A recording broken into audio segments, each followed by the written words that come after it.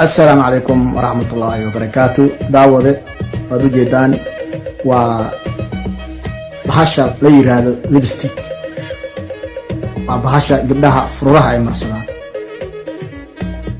يا داود intaan barnaamijka ugu galin waxaan ka codsanayaa inaad share like iyo comment barnaamijka aad ka dacsid si uu meel fog u gaaro anigana waxa ay tahay dhiirigelin.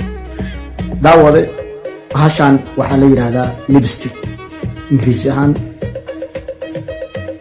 Soomaali ahaan waxaan u naqaanaa bahasha fururaha la marsado. Hadaad barnaamij kale oo haysid ama magac kale oo haysid commentiga ayaad noo soo qori kartaa, balse fururaha ayaa la marsadaa. lipstick ay dhahaan badanaa gabdhaha. daawade sidee loo sameeyey mis weydiis gabdhahiina way marsadaan kaliya, balse weligood isma weydiinin sidii loo sameeyey, meesha lagu soo sameeyey weli isma weydiinin, balse waxaad dirtaan indhahaaga ayaad ku aragtaa meesha lagu samaynayo.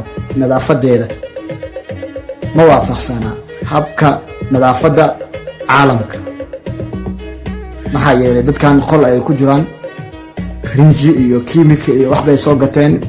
dhalooyinka magaalada lagu gadaa waxyaalaha lagu dhignaa stikerada iyaga meesha ku samaysanayo waa Bangladesh, Pakistan iyo Hindiya. waxaan xun iyagaa soo sameeya caalamka u suuq geeyo. marka annaga gabdhaheena aad iyo aad ay u isticmaalaan, way gataan wayna isticmaalaan, hataa caalamka ayaa laga isticmaalaa. waa raqiis waa qiimo jaban balse hadirtaan muuqaalkan waxaan u soo qaatay in ay gabdhaheena ka waantoowaan inay isticmaalaan lipstickan oo kale ama bahashan fururaha la marsado oo lagu gududsado.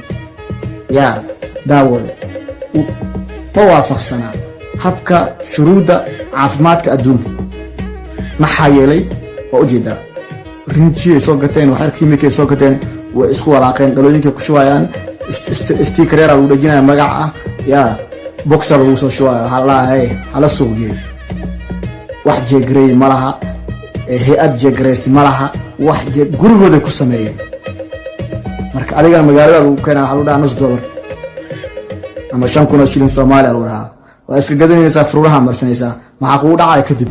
fururaha binja kugu dhacayso. binjo ninka yaqaano, qofkaan aqooninne si kale haddaan u dhaho waxaa ku casaanaya fururaha. marka waxaad naqanaysaa qof fururihiisa casiyi.